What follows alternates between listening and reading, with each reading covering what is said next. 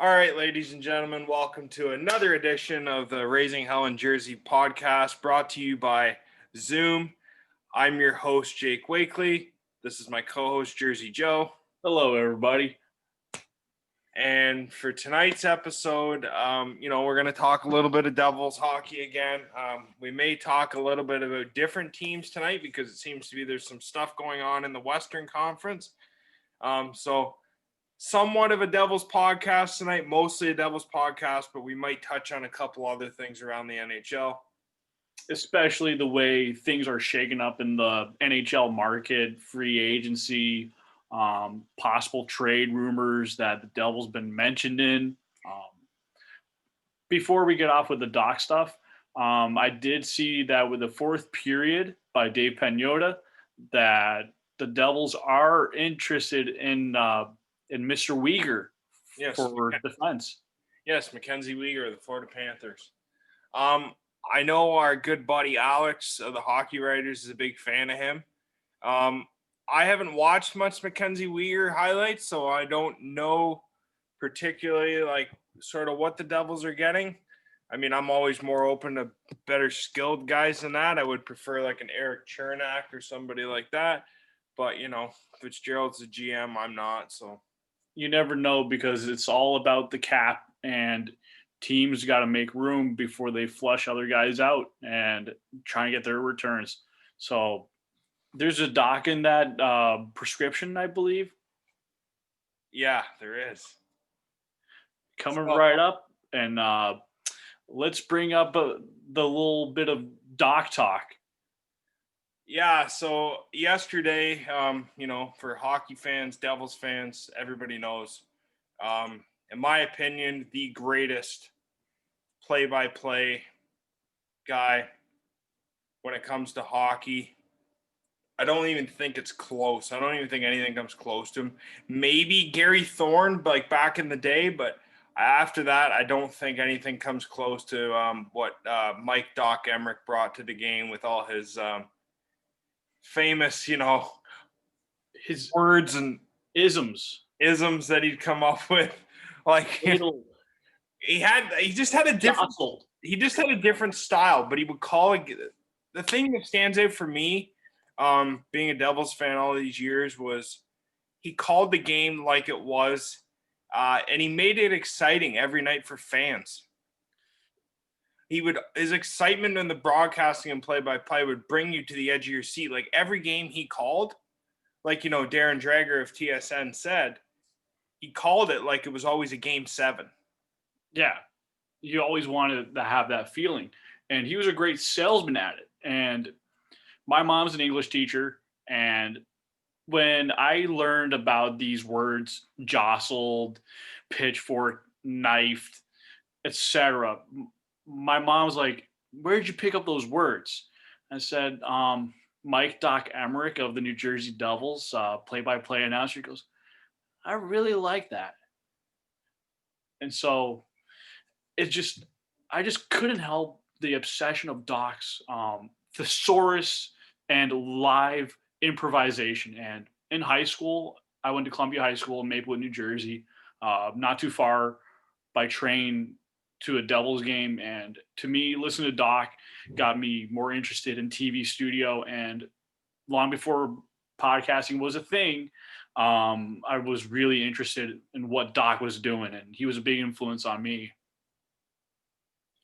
Yeah, I think for me as a fan, I was so disappointed when I read that he wasn't coming back. And I love Steve Cangelosi, and I appreciate the emphasis he brings, rang it off the pipe or Scar. Yes. So, Cangelosi brings a lot of emphasis, and he's come a long way. So he's done a good job. He talks about how Doc Emrick was a big part in him, and Matt Laughlin. He always talks about Doc Emrick because he worked for him for so many years. But what a lot of people don't know is from 1982 to 1986, Doc was the play-by-play guy for the Devils. And then he left, and he became the play-by-play guy for the Philadelphia Flyers and the Detroit Red Wings. And then I think it was 1993 or 1991. He came back and he was the Devils play-by-play guy from then on until 2011. And we were fortunate, even if we didn't watch some of the games growing up or we didn't live in the area and we didn't, the NHL center ice and all that stuff wasn't around to watch the games and all that kind of stuff. You knew who he was as soon as you heard his voice. Like, you're watching a game and he'll throw a line out at you like, meanwhile, back at the ranch, and you're just sitting there going, Back at the talking ranch. about? Like, we're on a hockey game and you're going, all right, well, whatever. Or, one of my favorite ones was always, waffle boarded aside or punched it aside but rang it off the pipe. But the best one for him is when you always knew when a shot hit the post, because it would be like, right off the pipe. Hit the post with the shot. I tell you, he didn't have as much emphasis as Cangelosi does now, but he was the transition guy who really brought a new style of game calling for hockey. It's like I would listen to Sam Rosen watching Devils Ranger game. It's like, put on your earbuds, dude. It's like I can't stand listening to that announcer. Listen to Doc was like, listen to like that really good teacher that really excited you over like a sports game. And Doc, to me, having a guy like Dinah Zubris and John Madden on a line, you go the pass from Madden, cross ice, shot a log, score. Dinah Zubris with the backhand forehand goal, and the Devils are up 2-2 on the power play. Now it's 3-2. Something along the lines of that. Yeah, so like we got lucky. I don't know how much you want to talk about Doc Emrick. Like, you can go on and on. I love what he's done. I think, and with him, when Kanji took over with Chico, you could tell Chico was still kind of feeling a little, upset and whatnot, because he was working with Cangelosi. He was so used to working with Doc for so many years, and you could tell Devils fans were upset. But you knew when he went to NBC, every time a Devils game would be played on NBC, Devils fans were looking on social media going, okay, is Doc going to call the game? Like, is Doc calling the game? But we would never get him. Yeah. Except maybe one time. Yeah, for a couple times there. And then once we made the Eastern Conference Finals and the Stanley Cup Finals, surprisingly, in 2012, you got to hear him again a lot, and it was nice. So, I mean, best announcer in my books. My buddy sent me a video the other day. Asked me if this was my favorite. Asked me if the famous Game 6 goal was my favorite Doc Emrick call. I want to say yes, but there's a couple other ones that are in there for me. 95, 2000. Yeah, 90. There's a couple 95 ones in there that were pretty good. So, I mean, is there any ones besides Henrique's that stand out for you? For me, one of my favorites was definitely is that the Zubris breakaway against Pittsburgh? That one was that's one of my personal favorites. I have family in Western Pennsylvania. I'm of Lithuanian great grandparents. For me, I met Zubris on a personal level, right up on Lafayette Ave, right where the Devils come driving out, and I got his autograph on my old jerseys down in this region. It's in my closet. For me, every time I heard Zubris all log score,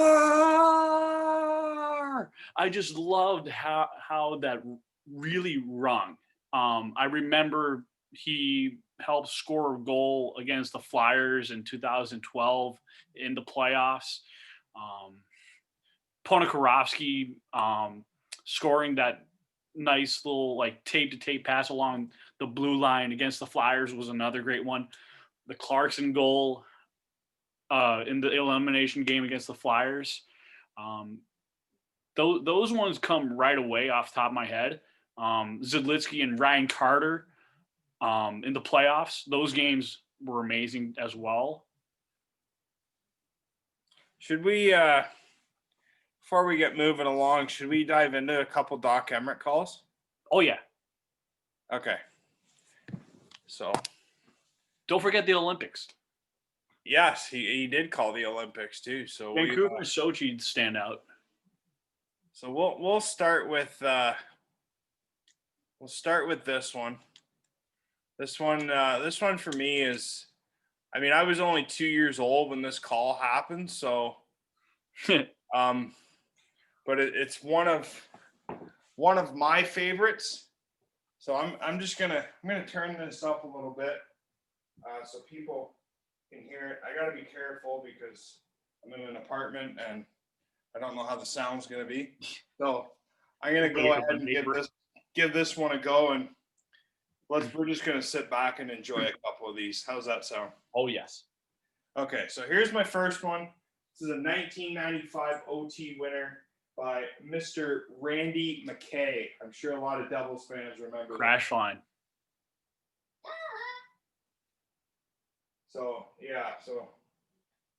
Randy McKay.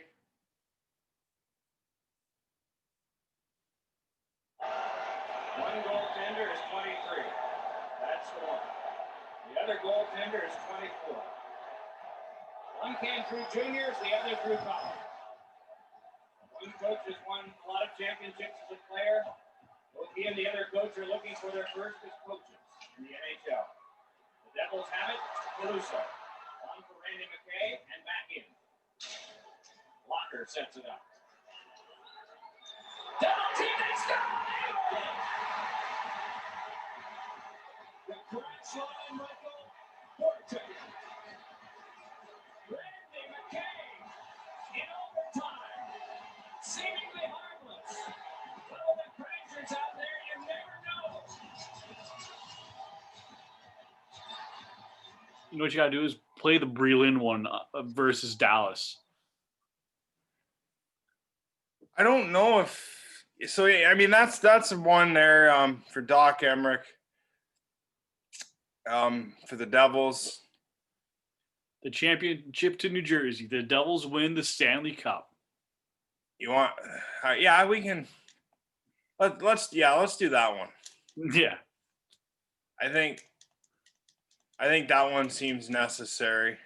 Oh, yeah. Very necessary. And people have to remember, like, Devils fans lucked out with him for years. Oh, yeah. He brought a different excitement for Devils fans every single year, in and out. You know what he did was he prepared game day notes for every individual player with different markers for different records.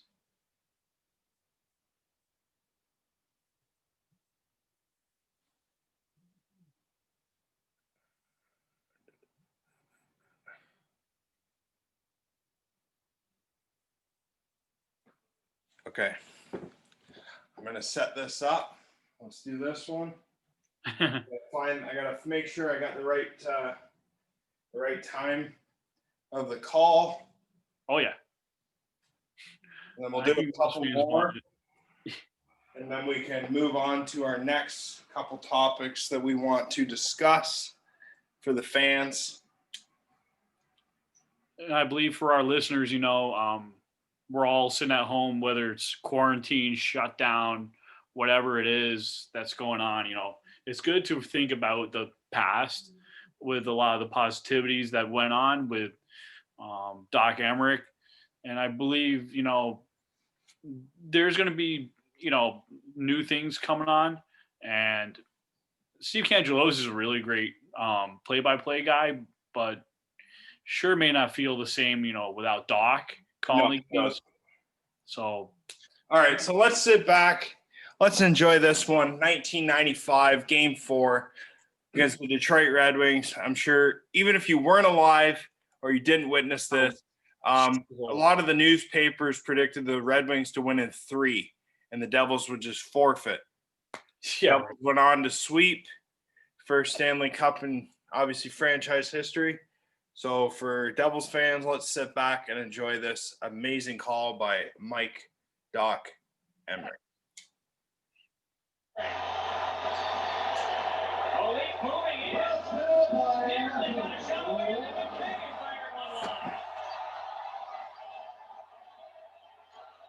Maluso's lines on the ice. I wonder if he can't play because of his emotion level right now. It would not be surprising.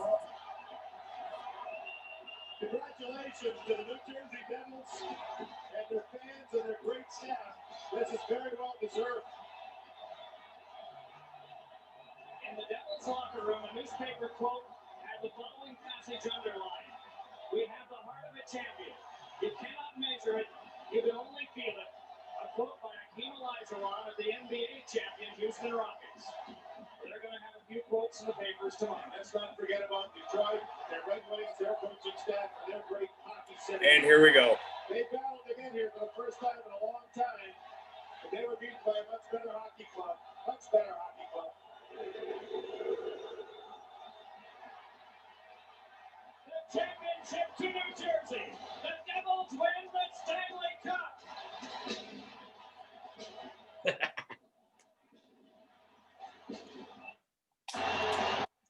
So like there's another one. Like there's so many. And like I could sit here and play a bunch and a bunch and a bunch. But I'm gonna play a couple more. Like, and he had another one, right? Like, pad stop made by Brodeur, and Marty Brodeur is the winningest goaltender in the NHL. Like, it's that one was versus the Chicago Blackhawks. Yes, I remember Chico was doing a Chico Eats, and then there was the 4-leaf clover. You had to find the 4-leaf clover with Marty's winning number that he would get that day. Yeah, and it was right by Hobby's Deli. They had the poutine they were selling there. So I'm gonna play a couple more. Save the best for last. Oh yeah. And then we're gonna get into some other stuff.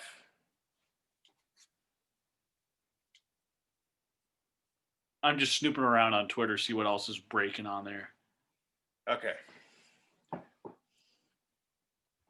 So this is an overtime and a tying goal. So this one we'll start with this one. Scuderi flipped one along. It went off. Zajac out in front. Like it right again. Score! Wow, Jamie Langenbrunner. He is loving the limelight. He deserves it. Yet the color, huge goal. But I got to tell you, there's so many good things that happen on this. Watch what happens right here. Zajac goes to the board. He could have went the other way, but he said, I'm cutting off the puck if it comes behind the goal line. And look at Travis. He just pinches himself, squeezes himself right against the boards. Then the puck comes off the shin pad to Zajac. With good support there by Breeze to then shovel it behind the Langenbrunner. Decora. Zajac again, hands along to Andy Green. Flips one on further, and it is settled down by Langenbrunner. Gave it back to Green. Green to the outside. Zajac with it. Bang it across. Score! Langenbrunner! He's done it! Jamie Langenbrunner! 3 games, a pair of goals in each of them, and all huge, but maybe not bigger than this. Kevin Week blasting off the bench, and Brandon Langenbrunner just mobbed again. And again, where do you start? So I gotta ask, you don't always have to do this. I think best thing for us to probably do with his goal, all these calls, is maybe just kind of give like a small clap. For me, it's been too long. Like the absence of like Devils hockey's been gone for so long, and the wait till like what, January, you just can't stop thinking about like letting your emotions erupt. So it's like just hearing Doc speak is just exciting.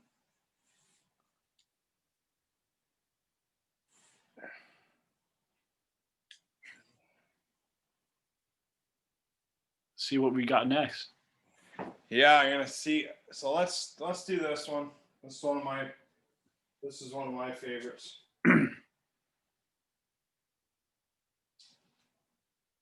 And then I got one more after this, or a couple more, and then we'll move on.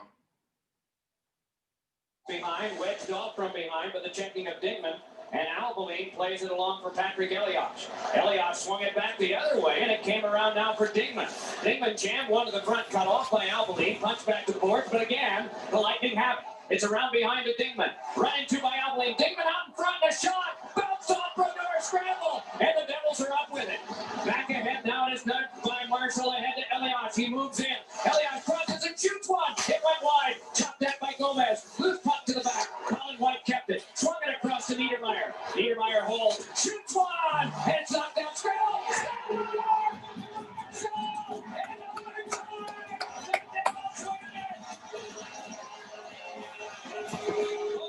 Grant Marshall. So yeah, so like Grant Marshall's is a great one. I know he had. I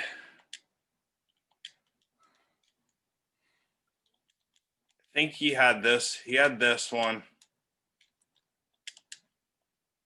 So this one's going to be a pretty interesting one, huh? Yeah, this one's pretty good. If I can find this one. This is if it's available out there.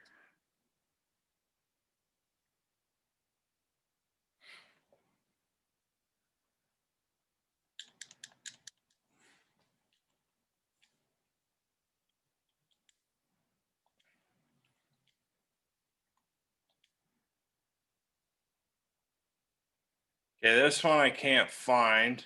Oh, yes, I can. Yes, it is. Okay, it's right here. Okay. So this is another one. Let's give this one a go. They can't seem to beat him if it's a shot that he sees. Buckland is 6'3", almost 250. Big guy in front. Elias spin one across. Scores! Utah and Elias. The new record for the franchise in points.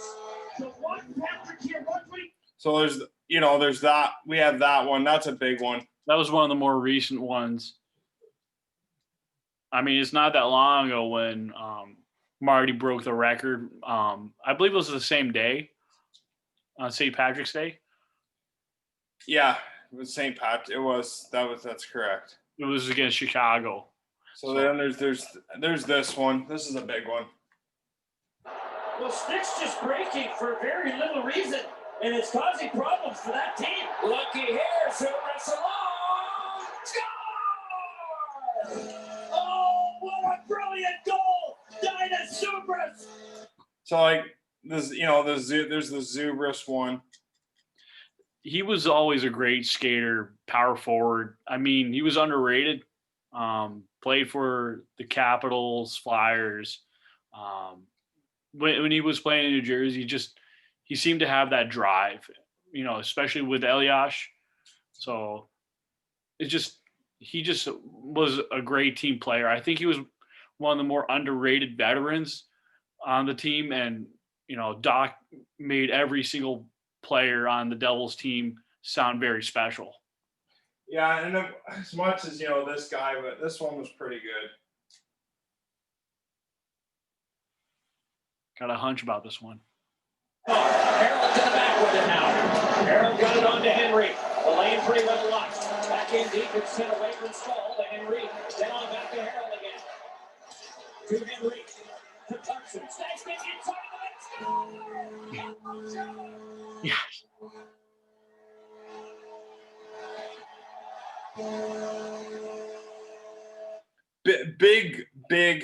Big goal. I think that was the power play goal on Game 6. Yeah, and we could do the one like, you know, when Carter scores against the Kings, but Oh yeah, we should do that more towards the end. yeah, Space it out. this one here, this is the big one. All Devils fans know this one. I know you know this one. Pretty sure you were at this game. I was at Game 6 of the ECF. So with that, It was also the game final dot call, so we can, you know, we're gonna move, so we can move along. We've dedicated 32 minutes to Mike Doc Emrick. Emrick. That's dedication, baby. So for Devils fans, I know this gives me chills every time I hear it. So without further ado, for the finale.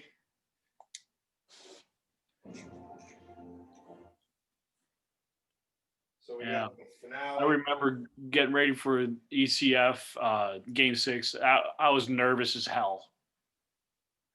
Yeah, I will tell you more. For the finale, the big goal call for Doc Emrick with the Devils.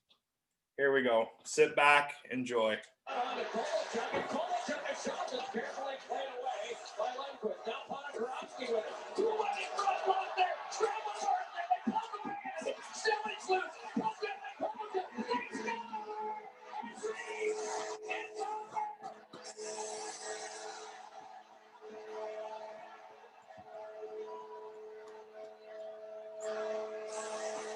Man, oh man. I remember exactly where I was sitting. I remember the Montgomery drum line was right in front of my section. It was 2:08.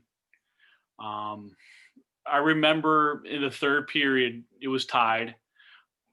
I told my section and the next section over, 2:07, 2:06, I said, guys, every time we score the first goal, we're bound to win this game.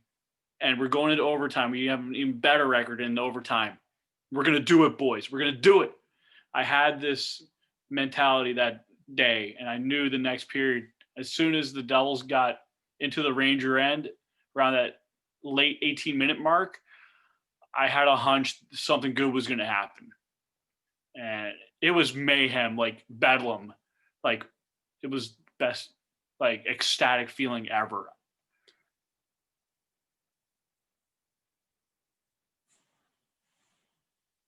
Yeah, so there's a lot of things where you can go on with him and whatnot. So it's time to segue.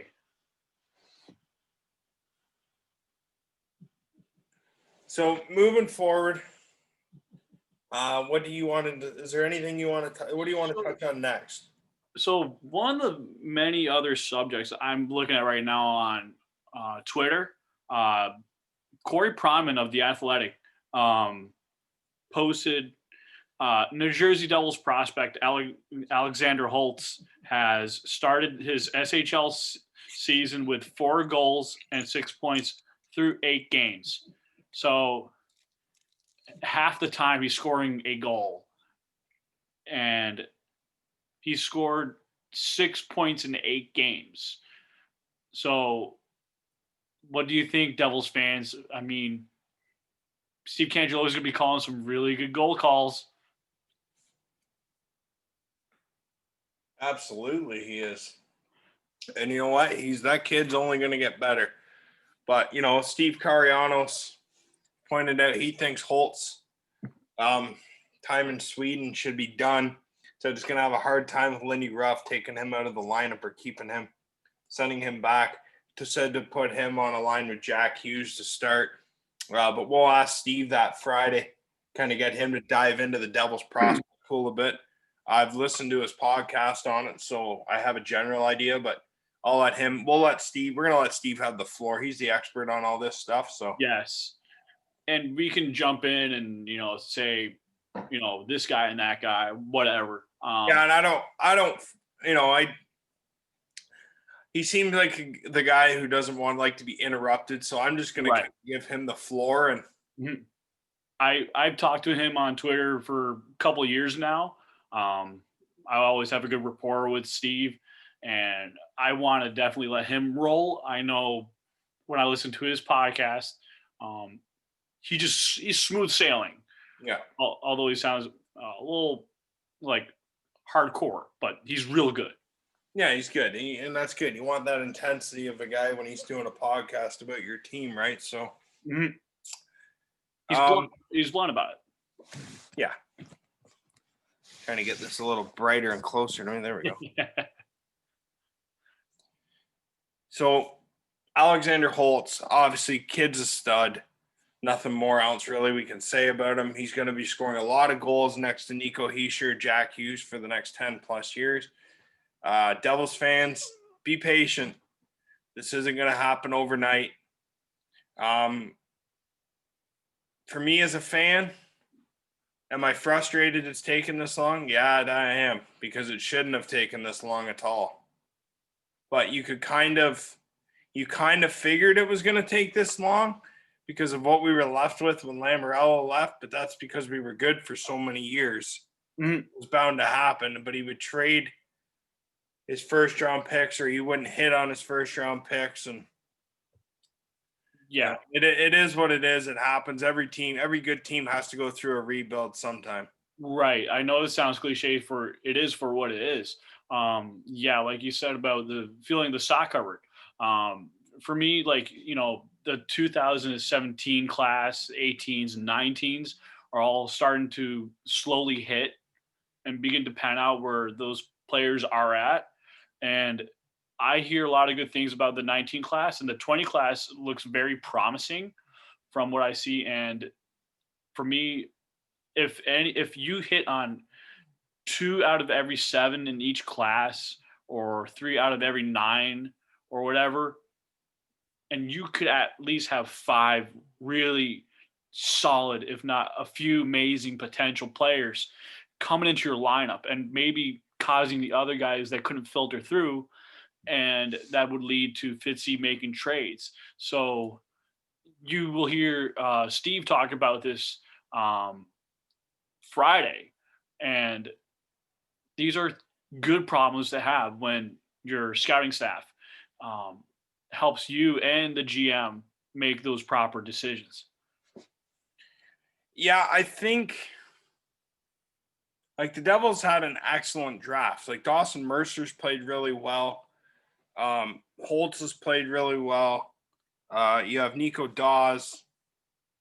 You have the Czech kid they took in the fourth. Yaromir Pitlick. Yeah. So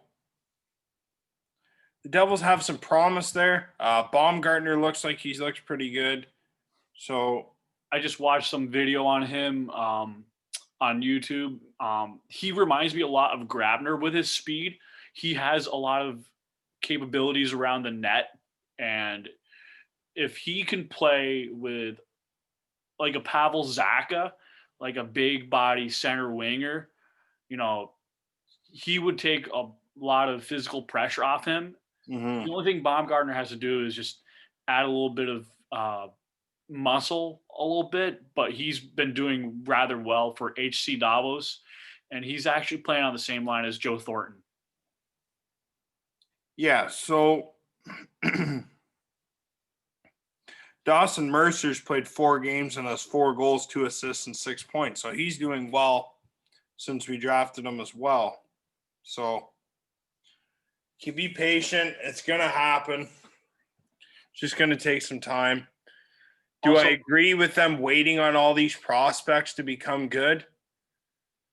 Yes and no, because I feel like they'd be pieces that you could fill in to your lineup when you're already really good. Like let's face it, the Ryan Murray trade is risky because we don't know how healthy he's going to be. yeah, The Andreas Janssen trade is risky because you don't know how he's going to perform in New Jersey as opposed to playing with Tavares or Matthews. Because that's nothing against Nico Hischier and Jack Hughes, but Austin Matthews and John Tavares are world class. like 20 times the hockey players that those two guys are on our centers, and Hischier and Hughes. And that's nothing against them. They're both very skilled. But that's 2 franchise centers the Leafs have that are good, and Janssen was succeeding playing next to one of those guys. I'm going to be interested to see how he's going to perform, whether it's playing next to Hughes or Heischer. And it sounds like Lindy Ruff wants to put Andreas Janssen with Hughes. So we'll see on that one. You don't know who's going to make it out of camp. Nolan Foote could come in and surprise. I'd send him back to junior or to the AHL. I think Ty Smith will probably make the team. Kevin Ball might have a fighting chance, but I feel like he'll go down to the minors. he's going to be 20. So, I mean, there's promise. Binghamton's going to get better with all these guys if they send them down too. So, Riley Walsh is going to be playing probably in Binghamton for a bit, which is good. So, there's another guy with promise. So, like, there's pieces there. It's just a matter of if they all hit. Not every prospect the Devils draft in every draft is going to pan out. Like the chances that Musil hits is probably slim to none because he just signed another contract over in Russia. So the chance he ever comes over is going to be. Who's that? Musil. Oh, Musil. Yeah, chances he hits is going to be like slim to none because like he just signed back in Russia for another 3 to 4 years. So you're waiting even longer. So considering the pandemic, I mean, you know, he's probably want to stay a little bit closer to home for the near future. If considering that he does want to leave the KHL and come to New Jersey, there's probably going to be some sort of out clause.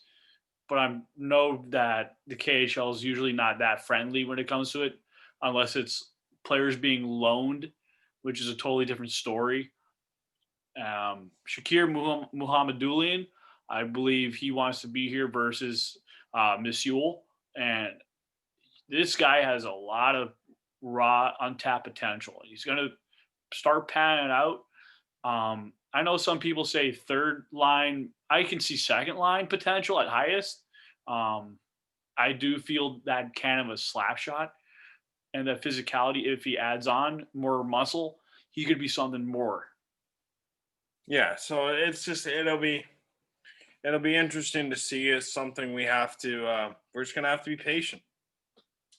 And Absolutely. you know what? As to all our fans out there, if the Devils are, I mean, I run the podcast, so I guess I can swear. Yes. If the Devils are absolutely shit next year and the year after, don't be mad.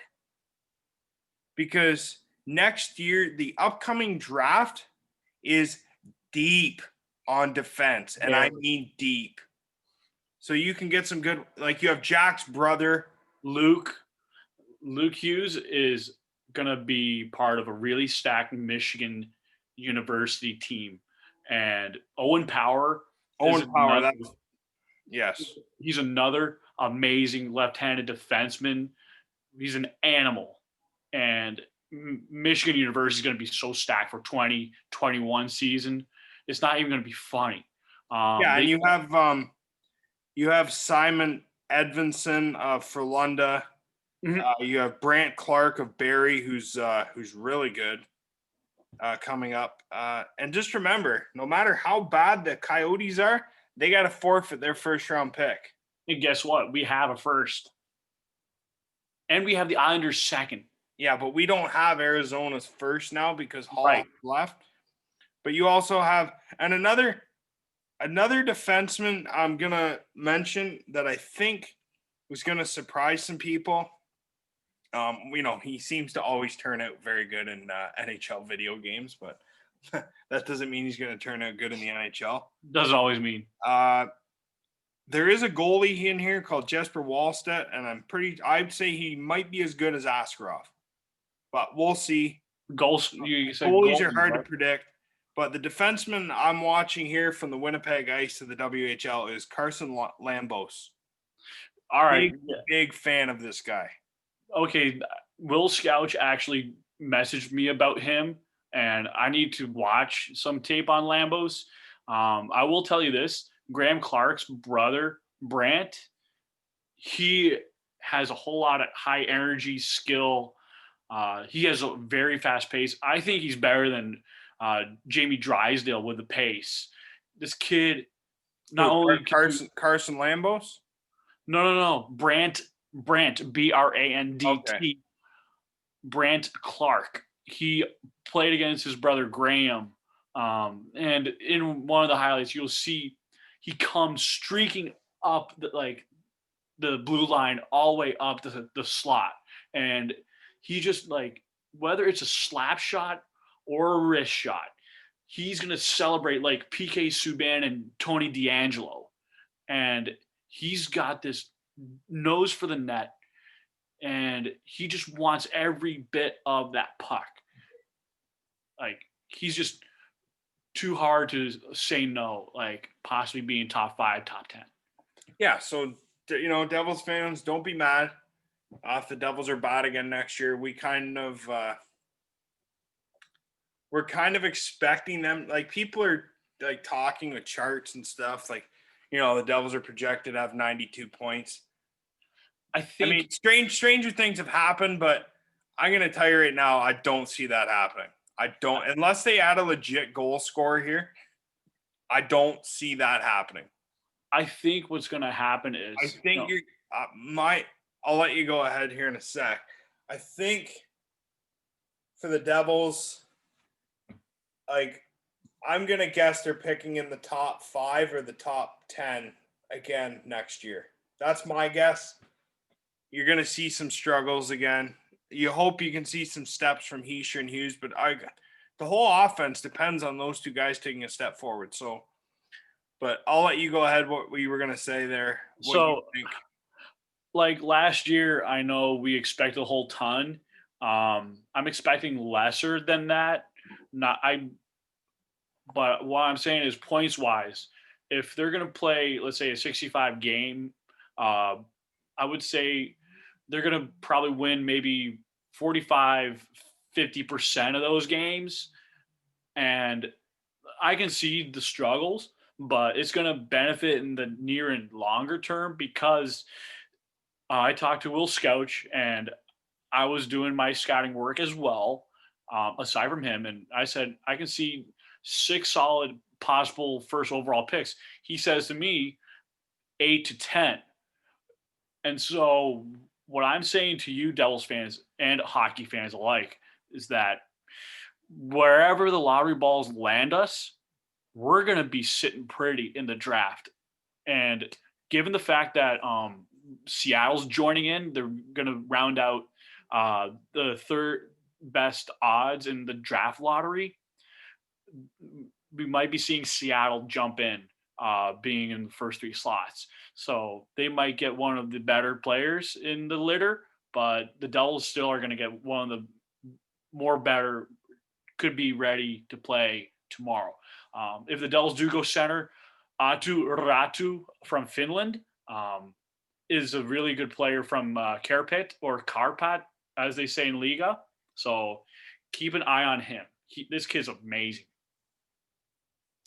So we had a re-signing earlier. So Nick Merkley's brought back on a 1-year deal.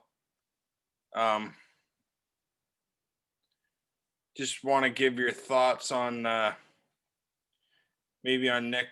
Well, we can dive into it a little bit. Like Nick, I was a big fan of Nick Merkley.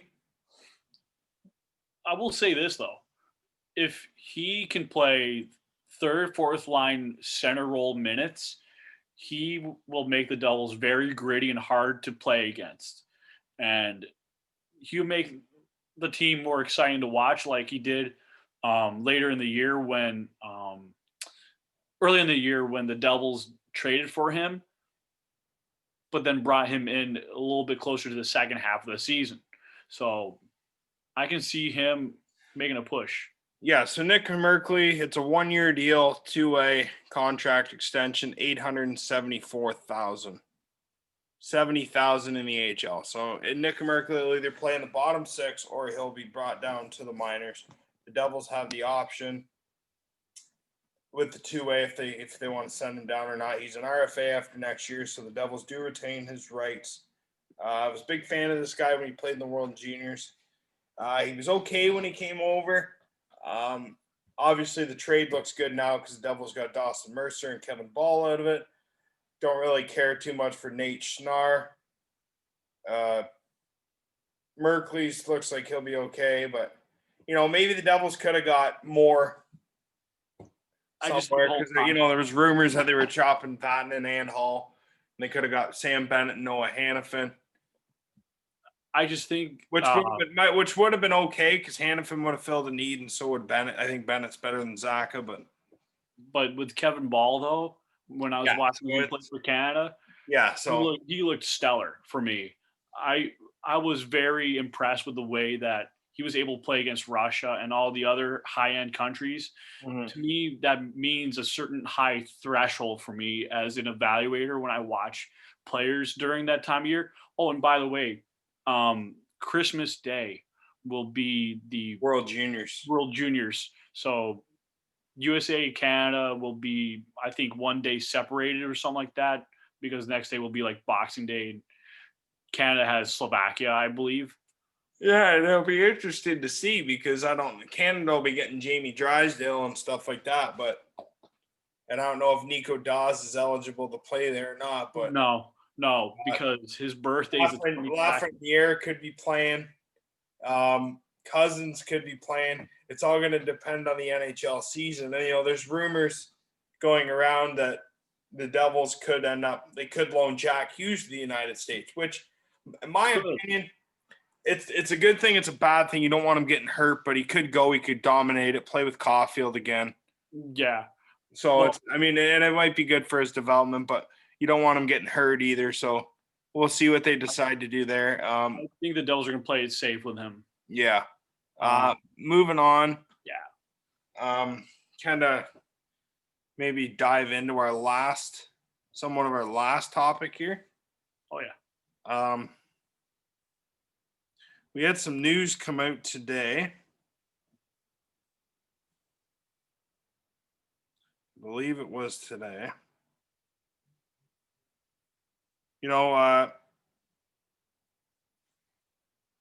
Sounds like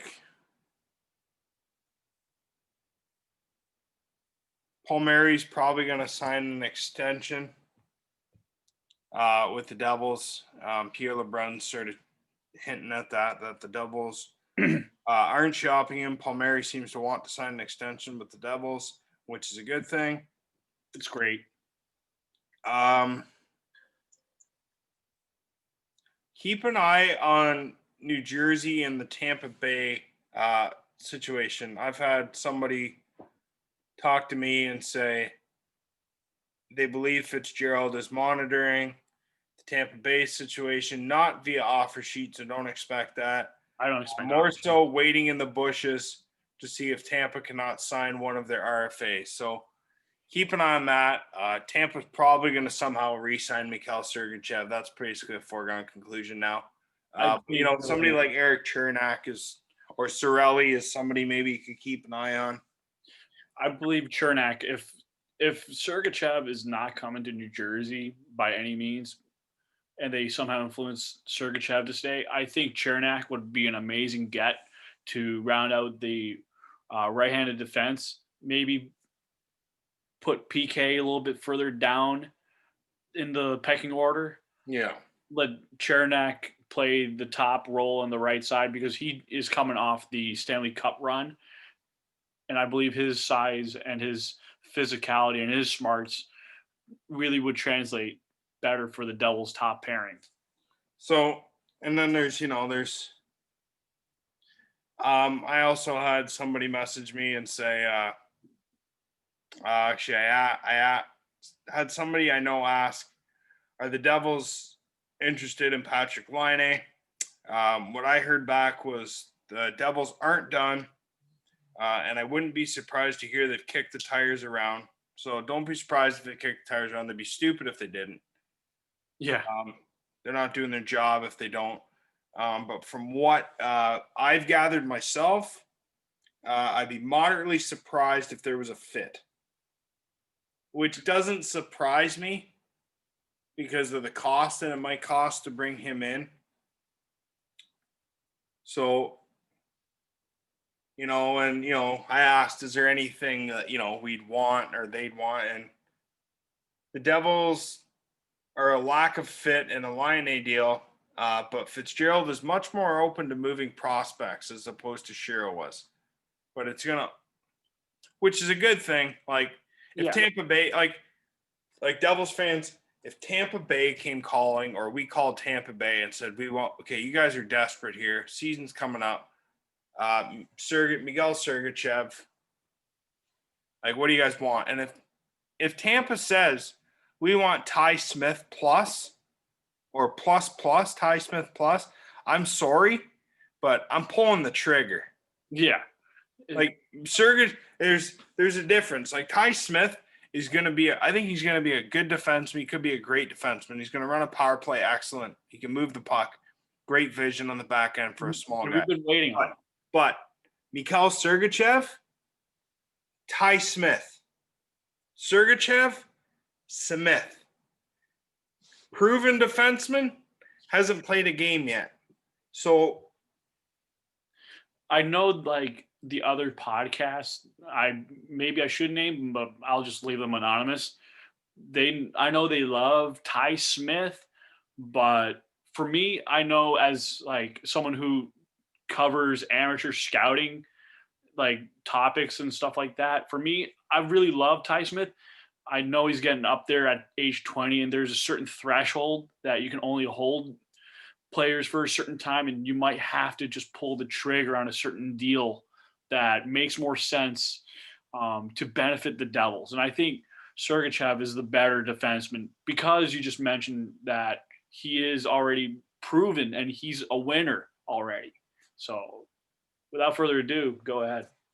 Yeah, so I mean, that's something to keep an eye on for the Devils. I haven't heard much more. If incarcerated Bob tweeted anything, I would let you know. But Yeah. do you still have him on your Twitter? I still have him, although I don't follow every single tweet. I remember he was good at, he and what's his name? Dan Rice were the first two guys to get the Gusev move right before the big guy did. I feel like I should ask, because he blocked me because he blocked me because he chirped about the Bills once, and then I commented underneath and I said Jets suck. Oh God. Because he's a Jets fan. So I commented, I said Jets suck. So he blocked me. So I'm asking you, has he tweeted anything about the Devils in the last week? About New Jersey, he talked about the sports betting part already. Not the Devils. I don't know if he's gotten any Devil stuff. I'm just like scrolling through, like trying to see what's recent. So far, are you on his Twitter feed? Yeah, it says the incarcerated Bob. Oh, he has multiple now. He's got the gambler one. Yeah, the other one. Don't go to the gamble one. Go to the other one. Oh, incarcerated Bob. I didn't know he had a couple accounts. Yeah, that's the one he blocked me on. Yeah, it's still coming up. The incarcerated Bob, IB the gambler. So he's got a couple. So it's not the gambler one. Look at the other one. That's what I'm trying to look for. Is he's here? Let me see the screen. 1 sec. There's one. I don't know how many follows he has now. I'm just trying to like find. And there's a lot of parodies, so it's like, yeah,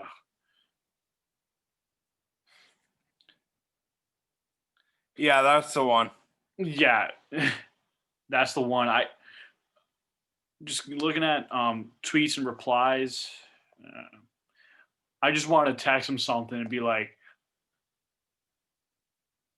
any NJ Devils stuff. So to be prepared, we could have some Devils news in the coming weeks and stuff. But Alex released an article, the Hockey Writers. I want to touch on a couple things there quickly before we go. And we can critique. Yeah, Jaden Schwartz, Eric Chernak, Alexander Tuck. Like, there's a couple more. I think. A couple of the Tampa Bay Lightning guys. Yeah, so Alex had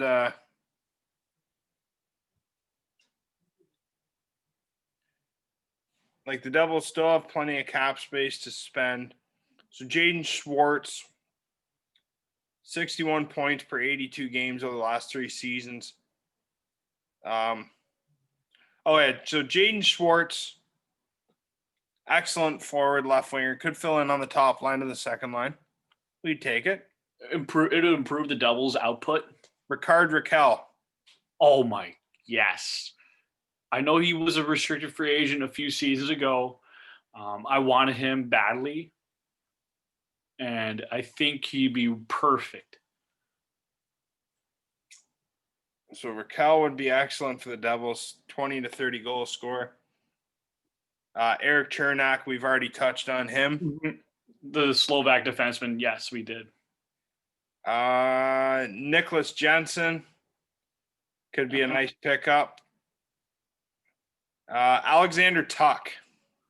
I did say last time when we were on the Zoom call with Alex Chavancy and Neil Villapiano, I know they wanted Riley Smith more. I think Tuck, with that contract, money-wise, doesn't fit Vegas's cap room, especially after the Pietrangelo move. So I can see the Devils taking his contract on, and his play is very solid. So before we continue, we have a nice interruption of the pussy of the house. Lily, what are you doing?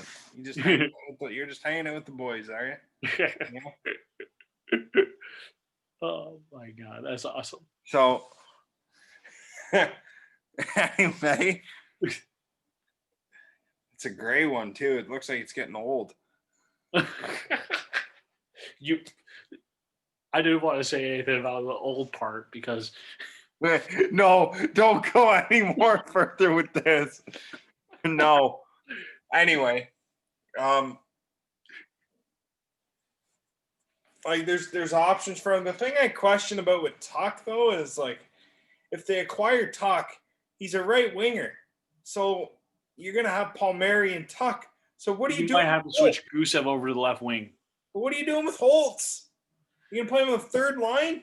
No, you could possibly see if in between. I guess you could move Tuck down to the third line to add a third scoring line. So I mean, or move him to the left side, whatever works. Because he would be adding the scoring and the extra punch. And if Holtz is not, well, I was just checking the SHL's schedule. The earliest that their season terminates is around March 10th, March 11th of 21. So I know those days are coming up really quick, but we don't know when the NHL start time is going to be officially. So that would be, let's say it starts January, right? So it's January, February, March, 3 months in. You could see Alexander Holtz possibly from Djurgården if Djurgården keeps losing or if they improve. Who knows if they make playoffs? Yeah. Okay, so we've touched on a lot. Is there anything else you want to throw out there? I just have a article pending right now under review by the Puck Authority about Doc Emrick. For more people who want to read up on that, I throw in some personal stuff into there where I grew up on like idolizing Doc and what I felt he did a lot of great things for the game. I will throw this out there. I do remember when USA Canada were playing before the gold medal game. It was Kessler, Langenbrunner, Parise, Brodeur were all on the ice at once. And I remember Ryan Kessler got that diving poke check empty net goal, and Corey Perry was ready to break that up. And I thought that was one of the best calls Doc Emrick made outside of an NHL game. Yeah, like in the what was that 2010? Yeah, in Vancouver. This is before. So that's the year Brian Rafalski was still playing. Yeah. And then obviously you guys beat us with Brodeur and that, and then we switched to Luongo. We jumped out to a 2-0 lead against you guys. You guys Crosby's golden goal. And then beautiful feed by by Jerome McGinley, Hall of Famer to future, no doubt, unanimous Hall of Famer, Sidney Crosby with the golden goal for my country, Canada, to prove to everybody that Canada is the top notch for hockey. It is Canada's sport. Thank you. That is all I'm going to say on that. I'm not going to get any more into that because I feel like I'm going to get some slack on Twitter, social media for this one. I will put it this way. Hockey has become a New Jersey sport. And I know like people still watch a lot of football and basketball, but hockey, lacrosse, and soccer are growing throughout the state. And more fans are getting into Devils hockey. And it's great because, Dr. John McMullen took on the Canadian sport into the state of New Jersey, and it's really grown, and the Devils themselves have done a great job building, within the state of New Jersey and getting the players, like Paul Mary to come up through the youth system. And for me as a New Jerseyan, it's a great passion to have. All right. So you got anything more you want to add, or you think?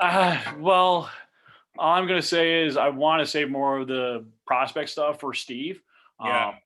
I want to throw this out there for the fans is that if you have any questions, send it to us. We're on Twitter. I'm at Jersey Devil OG, and Jake, your handle. My Twitter handle for anybody has any questions for me can send me a message at capital W, so at Wakes 3019. So you can either tweet me, message me, and if you have any questions or any of you guys want to come on the podcast, no capitals, Wakes WAKES _30 as in the number at hotmail.com. Or you can email me on my Gmail account, Jake Wakely, WAKELY 6@gmail.com. So a couple things there. Send Joe or I a message, and we will be sure to answer any of your questions or get you on the podcast. Mike Lucci has some Doc Emrick stuff coming out, and he's got some Devils articles coming out on the trades and stuff. So definitely something he wants to get back on the podcast. We were talking earlier about the Buffalo Bills, but yes, we're not going to get into that garbage show that they put up yesterday against the Chiefs. Yeah, I mean, he did an amazing job last time we did the one on Anchor. I will say this, until Jake sends me a file from the last Zoom call podcast, because Neil Villapiano was teaching us how to use Zoom, that we're beginning to do Zoom through here on out. The other podcast that I have, Heads Up Hockey, is going to be part of the blog that I write for, called the Puck Authority. So Heads Up Hockey is going to be part of that network. So anytime it's going to be double stuff, it's here at Raising Hell in Jersey. So there's that news I'm throwing out there. It's no secret because over a year ago they were interested, and I was with Big Heads Media under that contract. And we don't want to say anything about another sponsor that we had. It just didn't work out. I do want to tell people this though. This will be on YouTube, Twitter, and Facebook. Maybe we can add that into Reddit or any other places that you can find us. So we'll go from there. We got to figure out. We don't know if we're gonna get us back onto Spotify or onto Anchor. It might just be Zoom from here on out. YouTube, or you can click the link to our Facebook page on Twitter to watch there. But until we figure that out, that's something for a different day when we got a lot of free time. Oh yeah. So, anything else, Joe? Or you think we finished all of it? Right now, there's another article that I have. It's about the wrap up of the New Jersey Devils 2020 draft. I give my takes on the players. I'm in the process of I'm in 8 draft picks already for 2021 draft class. So I already began my ritual of the next draft class and evaluation. So if anyone wants me to evaluate a player or give insight on a player, I can do that after we do the Steve Cornianos one. Okay. So, well, all right. So keep an eye out for that. And that'll do it for another edition of Raising Hell in Jersey podcast via Zoom. I'm your host, Jake Wakely. My co-host, Jersey Joe. And until next time, everybody, like we always like to say on the podcast, let's go Devils.